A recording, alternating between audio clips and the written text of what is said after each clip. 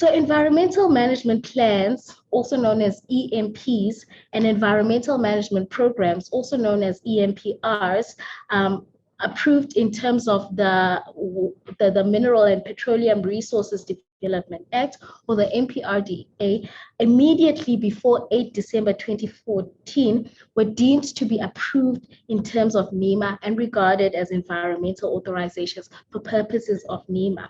Therefore, all EMPRs that were approved prior to the introduction of the One Environment System were regarded as environmental authorizations for purposes of compliance with the environmental legal requirements.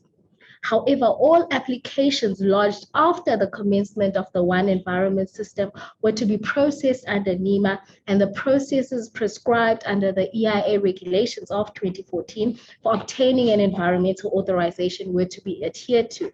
These processing, depending on the listed activity concerned, would be a basic assessment report, or a full scoping and environmental impact assessment report that would be compiled, just depending on the impact of the environment and the listed activity concerned. The introduction of the One Environment System has resulted in many legal difficulties. These legal difficulties were considered by the court in the Shell case and will be discussed in greater detail by my colleague, Tom, who's seated right next to me. Tom, over to you.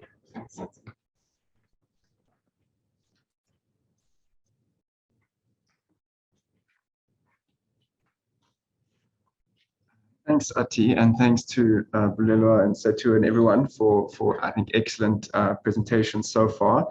So I'll be dealing with this recent Shell judgment, which was obviously a matter of great national concern.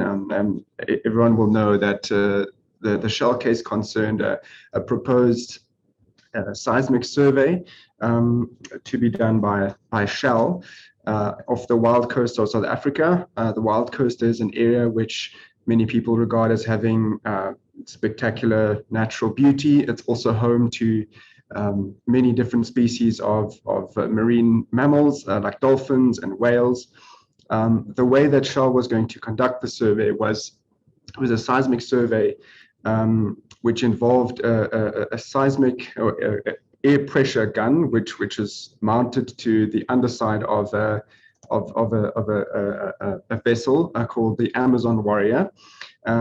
That was it led to national protests and ultimately culminated in an interim interdict, which was granted by the Eastern Cape High Court on the 28th of December 2021, so just in time for the new year.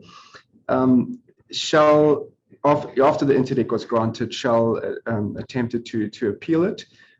They failed to obtain leave to appeal on the 17th of February, and currently the main application is set down for 30th of May of this year. So what this means is that there's currently an interim interdict in place, which means that Shell is prohibited from conducting any seismic surveys until the matter can be more fully considered by the High Court on the 30th of May. And the relief that the applicants are seeking is a final interdict, and actually also involves declaratory relief to the effect that Shell will never be able to conduct the seismic survey unless they obtain an environmental authorization, which Ati spoke about earlier. And it was not a so the court in this interim interdict the judgment didn't make great reference to the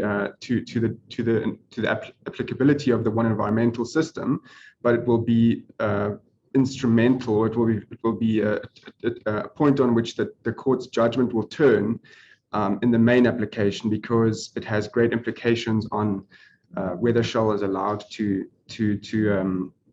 conduct a seismic survey. But let me just discuss the judgment in a little bit more detail. So, in order to obtain an interdict, the applicant has to demonstrate three things: a clear right, reasonable apprehension of irreparable harm, and the fact that there's no satisfactory alternative remedy present. The most interesting one here is the basis on which the applicants showed that they had a clear right. I'll discuss it in more detail just now. On the point of irreparable harm, the applicants demonstrated that there was a great deal of expert evidence that they submitted, which showed the impact of seismic blasting on marine life, particularly because a lot of the mammals in the area, like dolphins and whales, use echolocation or to communicate and for mating rituals and so forth, which would obviously be harmed by the seismic surveys that Shell intended to use.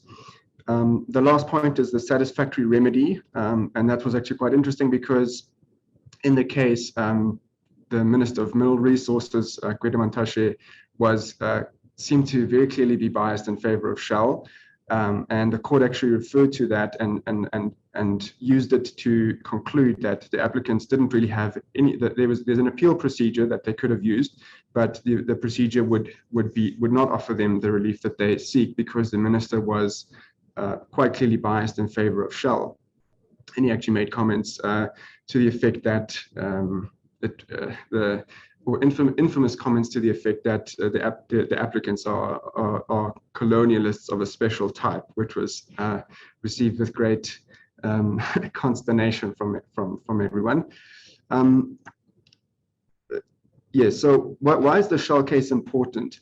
The Shell case was quite a groundbreaking precedent in that it affirmed the importance and the validity of spiritual, religious, historical, and